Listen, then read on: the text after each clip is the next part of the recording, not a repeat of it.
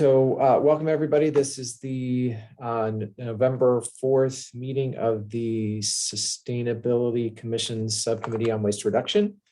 And we have members of the commission, Roy Clark and Dawn Barrett with us, as well as Liz Hernandez from Palm Springs Disposal Services, and this is Patrick Tellerico and Tracy Sheldon from the City of Palm Springs. So welcome everybody. We have a few items on our agenda, and again, mostly kind of progress updates on a few things, but I did want to talk a little bit more about the notice that went out and talk a little bit about that. And I think that's probably the biggest thing that's happened since the last time we talked. So any other additions to the agenda or changes to the agenda? All right, and we'll talk a little bit about transitioning just based on my email yesterday. So, all right, so let me get started. Just a quick update on the foodware front. We did have a webinar for restaurants a couple weeks ago. Was that last week? I think it was last week. And we had about 20 restaurants participate, and they asked some good questions. They raised a lot of issues around supply chain. Apparently, they're experiencing a lot of supply chain issues right now, even with basic materials like cups. So we're going to have to play it by ear in terms of how that compliance and enforcement rolls out over the next year, and what kinds of materials are available for them to move to. So our consultants are about to be onboarded. They are in the process of completing their contracts. So just as soon as those are ready, then we'll be ready to go with their support. We'll have a kickoff meeting with them, and we will also make them available to the food vendors as a resource directly. We will have, I think on our website, we included Tracy's email so that they, if any restaurant wants to get some support in terms of technical assistance or financial assistance, they reach out to Tracy, and then Tracy will direct that request to our consultants as needed. So the other request that we got related to that was from a few of the local restaurants. They asked that if we could have an in-person kind of meeting with the consultants as soon as they were on board. And I told them that that would probably be a fine thing to do. So as soon as we are ready to go, I will work with Tracy to kind of divvy up the list of food vendors to both of the consultants. And then I'll start them out and just ask them to start making phone calls. And hopefully we can set up a week that they have a bunch of meetings and can meet with a lot of people, and also do some sort of an in-person thing with the restaurant. So we'll see how that goes. We're just waiting for the contracts, and we'll go from there. So any questions about where that is? Yeah, Roy. How would you characterize the 20 restaurants that were represented in that webinar? Were they small ones, big ones, a mix? So it was a mix. They were mostly the people that are kind of in that in-between space, I would describe. So they were a few of the kind of more coffee shop oriented, so not necessarily fast food, but also not kind of this combination of sit down and takeout. So like coffee had signed up, and Townie Bagel was there, and a couple others that were similar. And then we had a couple of the larger restaurants. I can't remember what the one was. It was affiliated with a hotel. And so there were a couple of those. And so it really kind of ranged. And then the other interesting thing, piece of feedback that we got on that call was that they are pretty much equally interested in both the foodware and the food waste management elements. So, so I think that people need help on both fronts. And so I think, again, I think it's a great combination of consultants that we have that are going to provide that support, because they both have those different expertise. And so we can provide that in any type of service people want. So yeah. So we have none of the lessees for the chain restaurants. So I don't think that any of them were on the call, but I have had separate conversations with McDonald's and Okay. with Wendy's.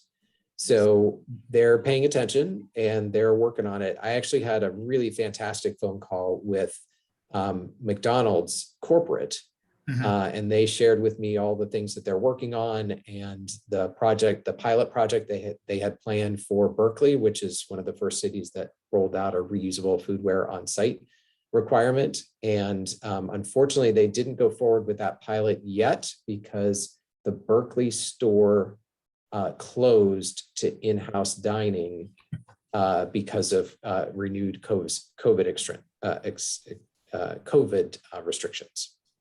So I think that may be the case with our McDonald's as well. I think they might not be seating people indoors right now. They're not. Yeah, so I think there may be a few restaurants out there like that that are more fast foody.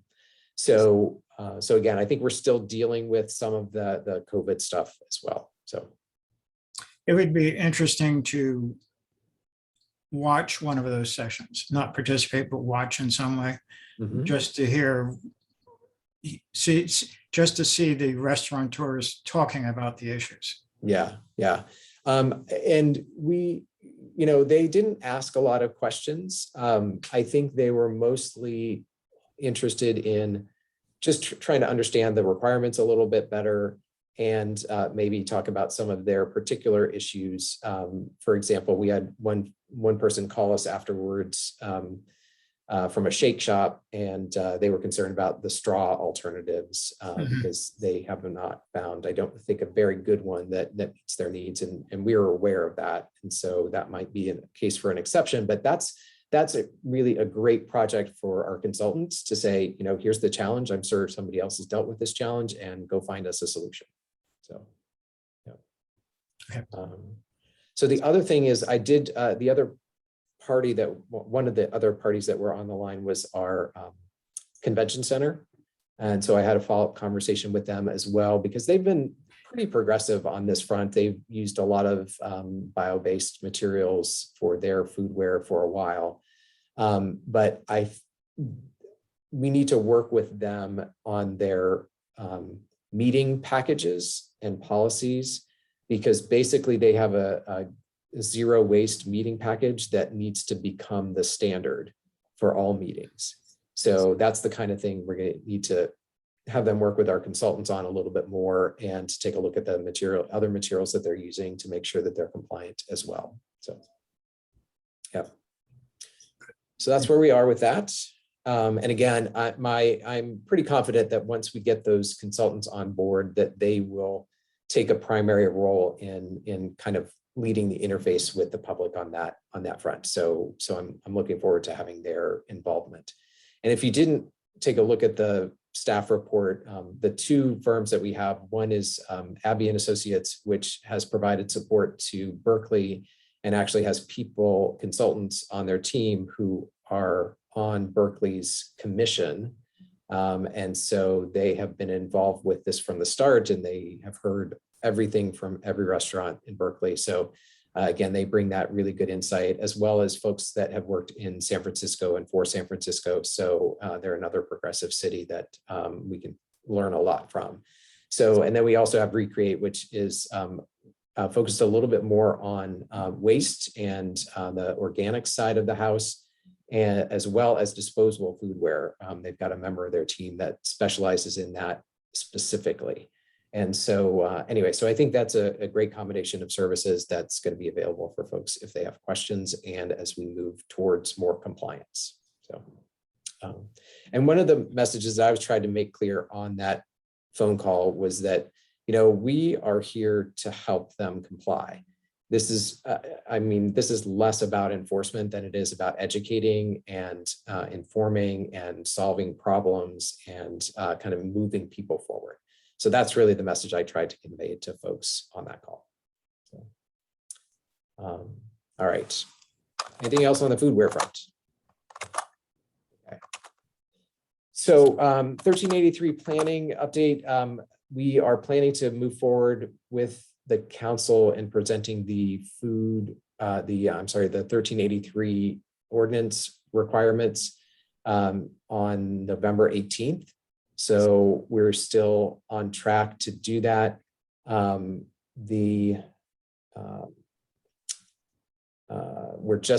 been working with the lawyer to kind of finalize that language. So I'm hopeful that we will have a good first draft for the council to review and to discuss. Again, most of those elements that are included in that ordinance are requirements by the state. So we're using a lot of their model ordinance language. I'm trying to clarify a few things in it that are written clearly by lawyers. So trying to make sure it's a little more understandable in some places, especially around enforcement. So anyway, so I've been working with her on that, and I think we're real close. And so I'm finalizing the staff report. And so we should have that ready to go next week for review internally. So that's where we are on that front. And then after that, probably the December 9th meeting, we will hopefully bring forward the draft franchise agreement with Palm Springs Disposal, and that's undergoing review right now, and we'll go forward to council hopefully on December 9th again. So we'll see. All right. Then I wanted to mention, let's talk a little bit about the notice. So we worked with Palm Springs Disposal to get out the notice on the rate adjustments. And I am going to share my screen. Let's see which one is this.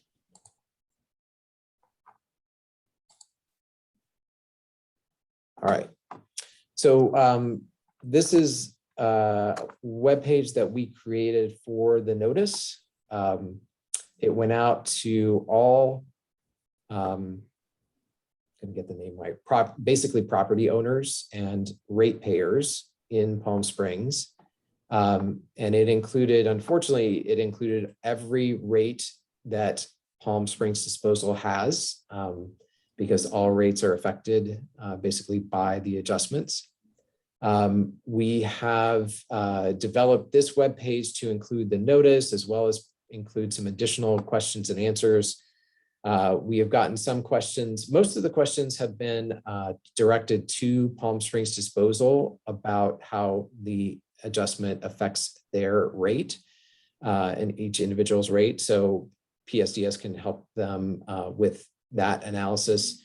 And so they've been fielding calls. Tracy has been fielding some calls, mostly around clarifications with the kind of notice, or with regard to the reason for the notice and reason for the adjustment. So we've been fielding some questions about that. But for the most part, people understand what it's about and are just trying to understand how it affects them. So I wanted to find out, Don, you mentioned that there has been some chatter online about this. I've seen a little bit, but not a ton. So I'm just curious to know if there are other questions that you're seeing out there that we might include on our website if we wanted to just make sure that we are comprehensive. So any other questions you guys have heard people asking, or comments? Maybe not all the comments that people are making, but at least some of the productive ones, right? It just, I mean, from what it's only from what I'm seeing. And, you know, I'm in a mobile home park. We don't see the rate increase. You know, it only goes to the park. So I'm not hearing it specifically locally. Right. But I'm hearing it as like 1PS has to address this. Really? Or has to comment on it. And Okay. it seems to be actually, what is her name?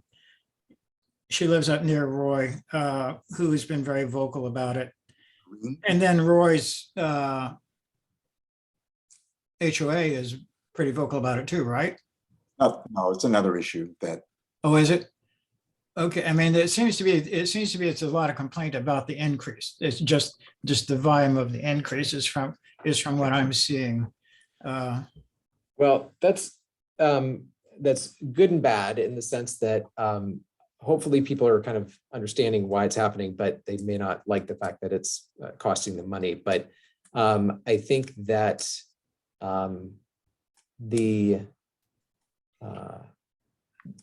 it's a good preparation for the 1383 increases that are coming, because we're talking about it now. And so when we do the 1383 increases, I think that they'll probably be in the same ballpark. So hopefully people won't have sticker shock. They'll be sad that their bill is probably not going to go down, but it probably won't change too much compared to the rates that they're paying through June. So that's the other piece that's really tricky about this. And actually, that was another question that I was going to add to our website about, when this goes away in June, does my bill go down? And I want to say something in there about the SB 1383 charges that are coming most likely July 1st. So I want to make sure that people aren't lulled into this false sense of security about kind of rates and where they're going to go next. So. I did see, I had not seen any statement about the problems with recycling as being part of the issue for the rate increase. And then I just saw that the other day, and I suspect that piece of information would actually alleviate some of the anxiety if that was more prominent. On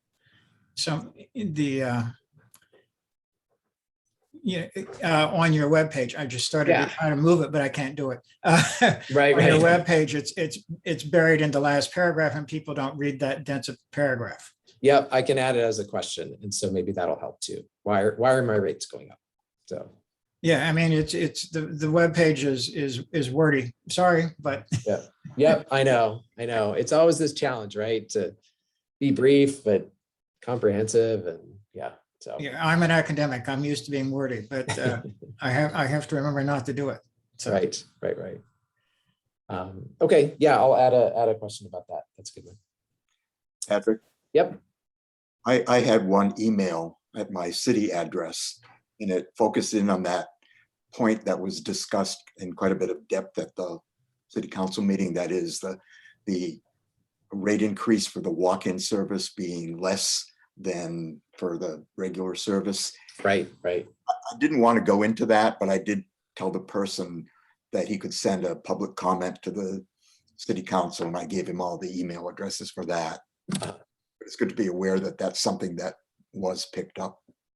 Yeah, that's a great point. And I think there was another question about kind of comparison across a couple of rates that people had questions about. So I'm going to make sure that PSDS is aware of those and can respond to those. And maybe we'll put it in the staff report. We'll see in terms of some of the questions that have come up. The person I was trying to think of who's been very vocal and might be helpful to talk with to find out where it's coming from is Corinne Griswold. I think she's on some of the things that we're all on. Yep. I have her email address. Okay. All right. And Don, you had mentioned that you wanted to have that as an agenda item on the 1 PS meeting.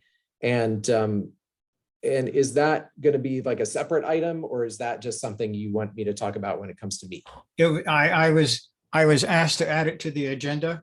Okay. So what I did was I put it on the city staff report. I forget how I did it, but it says including PSDS rate increase. Okay. So it's down in the staff reports. Okay. All right, sounds good. All right, and Liz, any other updates on your end in terms of what you've been hearing, or additional comments that you've gotten from the public? Just that it's just the understanding of, it seems, an understandable, a significant increase, versus what we're used to, our typical July increase. But a lot of the times, often when we explain why, it has helped a lot. Other than that, no, not that I'm aware of. I just double checked today, nothing new, just a bit, just more of an explanation of it. Am I understanding this right? And is it for this time period? Right. That it says. Okay, great.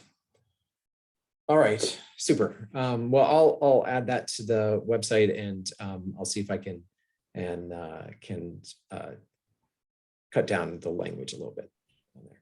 So I'm used to editing if you want me to look at it. sure, yeah, feel free to send me some comments. Okay. Appreciate it. I'm so, it's challenging to talk about this. I had a meeting with Jeff Kors and Christy Holstage on last Monday. And we were talking about some of this stuff, and it is bewildering if you're not immersed in it for a while. And so I get that. And so anyway, so it's tough to balance that. But yeah, any comments you got, just send them my way. So all right. So let me look here, refresh my memory. So we did have also a meeting with Cal Recycle, our annual meeting with them. They typically meet with us every year to go over compliance and where we are with our programs. And this particular conversation focused on SB 1383 implementation and where we were with that. Every time we meet with them, it's always revealing. And so they did mention a couple of things that we had a slightly different interpretation of. And so prompted our lawyer to maybe ask some more questions. So again, I feel like this is an evolving sort of landscape. And so we will try to do the best that we can responding to what we know right now. And we'll see where that gets us. I did ask them to do a short presentation at the beginning of the meeting on November 18th when we present the ordinance. And so I do expect that somebody from Cal Recycle will be at the front of the meeting to just give a little overview about city requirements to kind of set the context for the ordinance discussion. So rather than hearing it from me, they can hear it straight from them. So I think that'll be good. Community composting. We did have a conversation with, again, Jeff Kors and Chrissy Holstage just about kind of where we are with the development of products and materials. And they asked us to continue to go forward with the materials that we're developing in terms of SB 1383. So that's why we're still on the schedule for November 18th. I have talked to our economic development staff, and they are primed to assist in identifying potential opportunities or locations for a community compost site. And so we will continue to work on that to identify someplace that seems appropriate. And other than that, it's our understanding that they are holding an open a groundbreaking at a church in Palm Desert on November 10th. And that is supposed to happen between 10 and 12. I think it's sort of in conjunction with the farmers market in Palm Desert, which happens on Wednesdays. So that's all that I know about that. So yeah, so that's where we are with that front. All right, and I think those are most of the updates I have on the solid waste and recycling front. So any questions from you guys about status of projects, status of work, plans, whatever? I have one. Right. I think Tracy was working on stickers to put on the downtown containers to augment the information about what to recycle. Mm-hmm. Status of that. I actually haven't looked lately. Right. So Tracy, remind me, I know that we did the knot stickers, the round ones, but I can't remember if we actually had them printed. Did we have them printed yet? We had them printed, but those were for the trash cans, not Right. the permanent trash cans, but the temporary trash cans. Okay. So we can have those stickers remade. And then we were also looking into, which I never did find a good sample, where if this was the top of the trash can, the sign could almost be up on it. So it was like if we had a L bracket Right, right, installed, but I never did find a good option of what we were envisioning. right. And then it was, you know, whether or not those circular signs were going to suffice Right. with the messaging or not. Right. So I think we should go ahead and order the not stickers to put on the, basically what they would be is right next to the hole that you put the material in. They would be the not stickers, and it would have, one would have the plastic cup on it and the other would have the coffee cup on it, because those are really the primary things that we're seeing in there. And then the other thing, Tracy, we were going to try to work on, and I can't remember if we actually did a draft of this or not, but the language that might go around the top of the rim, because we thought that would probably be a little easier to do than the kind of the stand on the side. So anyways, I'll have to almost like make a template off the top of that trash can to see right. what the dimensions are in order to lay that out. Yeah. Yeah. So we were going to start with the not stickers and see how that went. So we can get those pretty quickly too. And speaking of downtown trash and recycling containers, I noticed 2 or 3 pairs in the new park, but there were a lot of the cardboard containers in the park. Are there metal containers available? It seems to me that we ordered all that we needed at the time. But it would be nice to have the same things throughout the park. Yeah, I talked to them a little bit about that whenever they were in the design and development phase, and I didn't really get much response on it. So we can take a look down there and see what they have and where they have it, and if they've got plans to do more. But you are correct. We ordered basically what we needed, and I think there were a few extras, but I think they may have already been used. Actually, we had a couple of tops pop off and that kind of thing. So I'll check on that and see if there is something, if they need to order some more of those. Would be nice just to keep them uniform. Yep. And I can't remember, that might have been one of the ones I got the response back that they had this look that they were going for, and but that may have passed. So I think there may have been something about a color that they were going to discontinue. Yeah. So I'll check with Joelle and take a look at the park. A little off topic, but do we know if Joelle ordered bike racks for there? That is a good question. I do not know. I can check on that too. I can check on that too. Okay. Okay.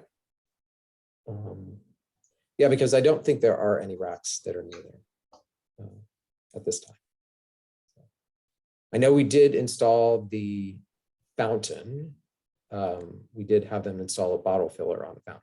So that's in there. Good. So, okay. All right. Okay, I think that's all that I have. Do you want to share that we have a mulch consultant? Oh, yes, I can share that too. So regarding SB 1383, so one of the requirements is that we purchase about 3,800 tons of organic, reclaimed organic material, which includes compost and mulch. So currently the city uses 2 tons of mulch per year and virtually no compost. So we have 3,798 tons to go. So what we did was we hired a consultant to look at our green space and open space to provide us with some guidance on how much mulch and or compost we could use reasonably in our properties and how we would do that. So how we would apply it, when we would apply it, et cetera. So we had our kickoff meeting with them the other day, and we talked through the kind of the project, and so that they should actually have some information for us in December. So that should be a pretty fast analysis, and they're actually going to be doing some soil sampling around town next, actually this Friday, I think. So they're getting started right away, and yeah, so that will at least help us be able to tell a good story to Cal Recycle to say, you know, we did this analysis, here's the maximum that we can use. So we're using that, and then we have to figure out other creative ways to facilitate the use of mulch and compost, even though we don't really believe that mulch is a very good thing to have here in the desert. So, yes. Could the compost be used at the demonstration garden? So we could potentially use, what I need to do is I need to talk to the consultant that we've hired for that, because that contract is going through as well. Because I believe that they could use it as a form of kind of soil augmentation, soil enhancement. And we are going to use a little bit of mulch in the middle part of that garden. It's basically a temporary ground cover while the plants kind of spread over that center part. So, so I do think that they could probably use some compost in that project, and maybe as part of their planting process, like around the plants. So I'll make sure that they're aware of that requirement and see if we can't get them to use some of that. The other thing, people that participated in our kickoff call was Parks and Recreation. So they've been eyeing a material to use in the dog parks that is a treated, I guess, bark product, or it's a wood product that isn't mulch, that is treated with something to help it not absorb moisture from the dogs. So we were trying to explain to them the need to kind of meet these requirements, and we're hoping that there might be some alternative for us that is compliant with the requirements of 1383. But they are very specific, like we have to purchase the material from California. It has to be generated by a certain process. And so the field of options might be a little limited. So, yep. So that's underway as well. So, okay. All right. Anything else I can do for you? Hey, Yeah. What's that? Stay. Yes. So you guys should talk about, let me look at the calendar.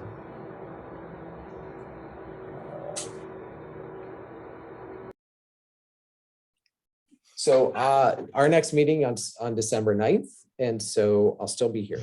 And so you have one more month. I don't think Liz knows. Yeah. Oh, Chris. So I let Chris know. I haven't seen him today. Oh, okay. So He's been out and I've been in all day. Okay, I thought I heard that right, and I was like, wait, what? right. So December 11th is the plan date. So yes. Ask Tracy how I feel about that. I'm sure it's not going to be very happy. So I'm trying to set everything up so my next person has a real easy, smooth start. So we'll Oh, see. yeah, right. If he was going to have if he or she was going to have it real easy, you wouldn't be leaving. I said easy start, but Who knows about the rest? right. Exactly. All Oh, right. No, it's a shame, but